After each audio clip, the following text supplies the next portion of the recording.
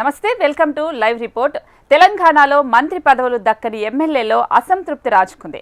కాంగ్రెస్ పెద్దలు బుజ్జగింపు చర్యలు చేపట్టినా వారిలో అసంతృప్త జ్వాల చల్లారటం లేదు. ఏళ్లుగా పార్టీ జెండాని నమ్ముకుని పనిచేస్తున్న వాళ్లకు మంత్రి పదవులు ఎందుకు ఇవ్వాలని ప్రశ్నించారు. గొల్ల కురుమ, లంబాడ సామాజిక వర్గానికి చెందిన ఎమ్మెల్యేలకు మంత్రివర్గంలో చోటు కల్పించాలని డిమాండ్ చేస్తూ టీపీసీసీ చీఫ్ మహేష్ కుమార్ కు వినతులు వెలువెత్తుతున్నాయి. అయితే రాష్ట్ర జనాభాలో 18.5% ఉన్న గొల్ల కురుమలకు కనీసం ఒక్క మంత్రి పదవైనా ఇవ్వాలని ఆ సామాజిక వర్గం నేతలు డిమాండ్ చేస్తున్నారు.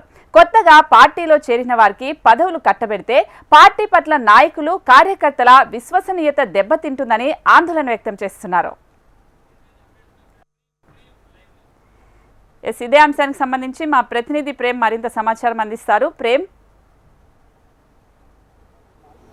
స్వప్నిక, మీరు అన్నట్టుగా ఏదైతే ఇప్పటివరకు జరిగినటువంటి కాంగ్రెస్ ప్రభుత్వం ఏర్పడి సంవత్సరన్నర కాలం పూర్తయింది. సంవత్సర కాలం పూర్తయిన తర్వాత మొదట దఫాలతో సీఎంతో పాటుగా అటు మంత్రులుగా ప్రమాణ స్వీకారం చేశారు. రెండవ విడతగా సంవత్సరన్నర తర్వాత మొన్నటికి మొన్న ముగ్గురు మంత్రులు ప్రమాణ స్వీకారం కూడా చేయడం జరిగింది. అయితే ఇప్పటి వరకు జరిగినటువంటి మంత్రివర్గ విస్తరణలో కూడా రాష్ట్రంలో ఉన్నటువంటి మెజారిటీ కులాలైనటువంటి గొల్ల కురుమలు, లంబాడాలు, అటు ముస్లింలకు సంబంధించి ముగ్గురికి కూడా ఈ మంత్రివర్గంలో చోటు కల్పించలేదని చెప్పి పెద్ద ఎత్తున వారు ఒకవైపు ఆందోళన చేస్తున్నారు. నిన్న మొన్న కూడా టీపీసీసీ చీఫ్ మహేష్ కుమార్ గౌడ్ను గాంధీ భవన్లో గొల్ల కురుమలకు సంబంధించినటువంటి కాంగ్రెస్ పార్టీలో ఉన్నటువంటి సీనియర్ నేతలంతా కూడా కలవడం జరిగింది. మరొకవైపు లంబాడాలకు తమకు ఖచ్చితంగా మంత్రివర్గంలో చోటు కల్పించాలి, 10% రాష్ట్ర జనాభాలో 10% మించి జనాభా ఉన్నామని చెప్పేసి కూడా లంబాడాలు మరొకవైపు డిమాండ్ చేస్తున్నారు. ఒకటి గొల్ల కురుమలు కూడా 12% పైగా రాష్ట్ర జనాభాలో ఉన్నాం, మాకు కూడా అవకాశం కల్పించాలని చెప్పేసి మరొకవైపు వారు, ముస్లింలు 10% మించి మేమున్నాం, మాకు కూడా ఖచ్చితంగా మంత్రివర్గంలో చోటు కల్పించాలని చెప్పేసి వారు కూడా డిమాండ్ చేస్తున్నారు.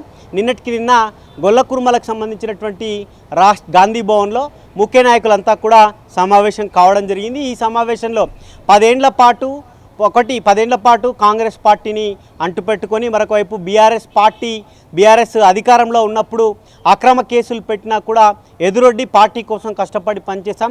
నిన్న మొన్న వచ్చినటువంటి ఎన్నికల ముందు పార్టీలో జాయిన్ అయినటువంటి వారు కానీ, లేకపోతే పార్టీలు మారి వచ్చినటువంటి వారికి మంత్రుల్లో అవకాశం కల్పించారు.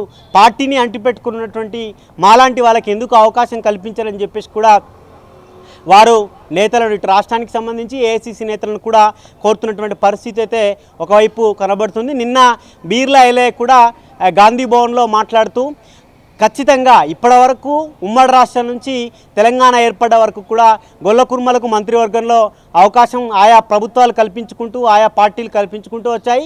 కానీ కాంగ్రెస్ పార్టీ ఇప్పటివరకు అవకాశం కల్పించలేదు. కాంగ్రెస్ పార్టీలో నేను ఒక్కనే గొల్ల కురుమ సామాజిక వర్గం నుంచి ఖచ్చితంగా నాకు అవకాశం కల్పించాలని చెప్పేసి బాహటంగానే తాను గాంధీ భవన్లో చెప్పినటువంటి పరిస్థితి కనబడుతుంది. మరొకవైపు మొన్నటికి మొన్న లంబాడ సామాజిక వర్గానికి సంబంధించినటువంటి నేతలంతా ఏదైతే ఒక ప్రదేశంలో, ఒక హోటల్లో లంబాడ సామాజిక వర్గంలో ఉన్నటువంటి ముఖ్య నాయకులంతా సమావేశమై ఇప్పటి వరకు కూడా తెలంగాణ ఏర్పడ్డప్పుడు కానీ గతంలో కానీ లంబాడ సామాజిక వర్గం నుంచి ఖచ్చితంగా ఒకరికి మంత్రివర్గంలో చోటు కల్పించాలి, ఇప్పుడు కూడా ఖచ్చితంగా ఇవ్వాలి. ఎందుకంటే గోదావరి పరివాహక ప్రాంతాల్లో ఉన్నటువంటి ప్రతి నియోజకవర్గంలో కూడా మెజారిటీగా ఉన్నటువంటి లంబాడాలంతా కాంగ్రెస్ పార్టీ గెలుపు కోసం పనిచేశారు. కాబట్టి ఖచ్చితంగా లంబాడాలకు అవకాశం కల్పించాలని చెప్పేసి కూడా మరొక వైపు వారు పార్టీని కూడా కోరడం జరుగుతుంది. ఇక ముస్లిం సామాజిక వర్గం నుంచి రంగారెడ్డి పరిధిలో కానీ, జిహెచ్ఎంసీ పరిధిలో హైదరాబాద్, ఈ రెండు ఉమ్మడి జిల్లాల పరిధిలో మనం మాట్లాడుకున్న విధంగానే గతంలో కూడా ఇప్పుడు మంత్రికి సంబంధించిన దానికి సంబంధించిన వర్గాలకు సంబంధించి అనౌన్స్మెంట్ వస్తుంది అన్నప్పుడే అసంతృప్తి ఖచ్చితంగా వస్తుంది, దానికి సంబంధించిన జ్వాలలు అనేది వస్తూ ఉంటాయని అనుకుంటూ ఉన్నాం. సో దాంట్లో భాగంగానే ఇప్పుడు జరిగింది. అంటే మనకు కురవర్ణ లేదా బీసీ సామాజిక వర్గం కిందకే వస్తుంది. అంటే సబ్ క్యాస్ట్కి కూడా మళ్ళీ ఇప్పుడు బీసీ వర్గంలో ఇస్తామని చెప్పారు కానీ సబ్ క్యాస్ట్లో కూడా ఇవ్వాలి అంటే అది నిజంగానే కాంగ్రెస్ అధిష్టానానికి కూడా కత్తి మీద సాంలాగా అనుకోవచ్చు కదా.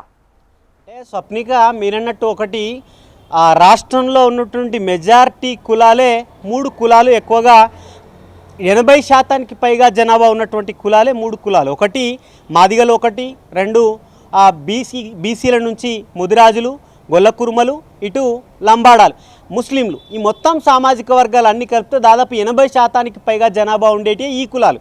ఈ కులాలకు కాకుండా కేవలం 10% లోపు జనాభా ఉన్నటువంటి కులాలకు, అంటే జనరల్ కేటగిరీలో ఉన్నటువంటి ఓసీలకు ఇప్పటివరకు సీఎంతో పాటు ఉన్నటువంటి మిగతా మంత్రులు కూడా 4 రెడ్డి సామాజిక వర్గం నుంచి ఉన్నారు.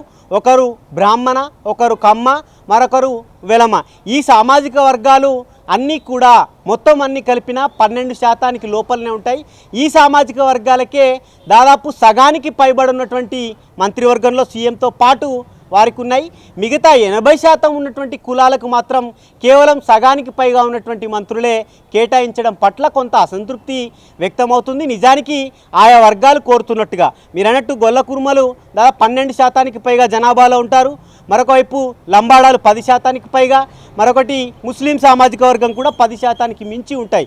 ఈ కులాలుగానే అంటే సామాజిక వర్గాలుగా బీసీల నుంచి ఇచ్చిందే ఇప్పటివరకు కేవలం 3. ఒకటి పొన్నం ప్రభాకర్, రెండోది కొండా సురేఖ, మొన్నటికి మొన్న శ్రీహరి ముదిరాజ్. ఈ 3 సామాజిక వర్గాల్లో కూడా పొన్నం ప్రభాకర్ గౌడ సామాజిక వర్గం నుంచి, ఇటు కొండా సురేఖ అటు పద్మశాలి సామాజిక వర్గం నుంచి, మరొక వైపు శ్రీహరి ముదిరాజ్ సామాజిక వర్గం నుంచి. ఈ 3 సామాజిక వర్గాలు కూడా 10% పైగా ఉన్నటువంటి సామాజిక వర్గాలే. ఈ మిగతా ఈ 3 సామాజిక వర్గాలు వీరి నుంచి ఒకటి కోరేది ఎస్టీ నుంచి ఒకరు ముస్లిం నుంచి ఒకరు, మరొకరు బీసీ సామాజిక వర్గం.